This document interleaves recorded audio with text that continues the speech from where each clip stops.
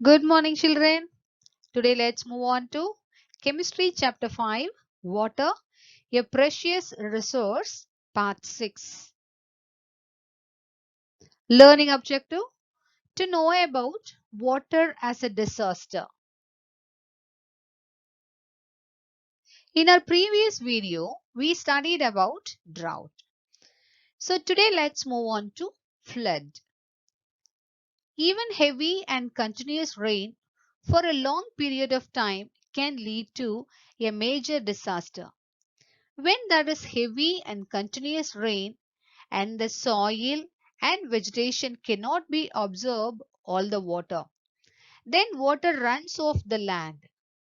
It cannot be carried in river channels or retained in natural lakes and ponds, reservoirs and dams. The water then spread over a large area. This condition is called flood. Flood can have the following effects. Rapidly running water washes away the top layer of the soil.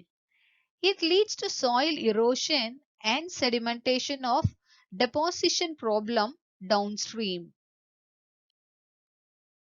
Second point, if water rushes into the fields and godown, it destroys the crop and the stored food material. And third point, it leads to acute shortage of food, clean drinking water, etc. Fourth point, heavy rains and sudden rush of water carry away human beings, their houses, other belongings, and domestic animals and can cause death by drowning. Point number 5. During heavy rains, there are increased chances of the outbreak of epidemics, various kinds of infectious diseases, diarrhea, malaria, etc. Now let me give you the definition of epidemic. Epidemic is a widespread occurrence of an infectious disease in a community at a particular time. Next point, many aquatic animals are carried away by strong water currents and or deprived of their habitat.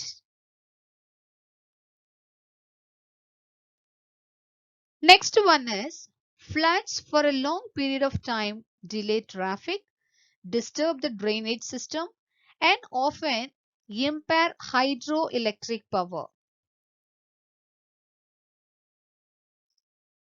And last point is collapse of houses, buildings, bridges, banks and other structures leads to a lot of financial losses.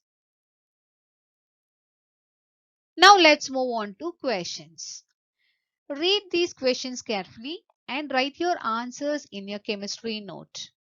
Question number 1. Explain the disaster caused by floods. Number 2. How does soil get affected due to excess of water? Number 3. In which condition does rain assume the shape of flood? And number 4. How do floods affect aquatic life? And 5. Define epidemic. Thank you, children.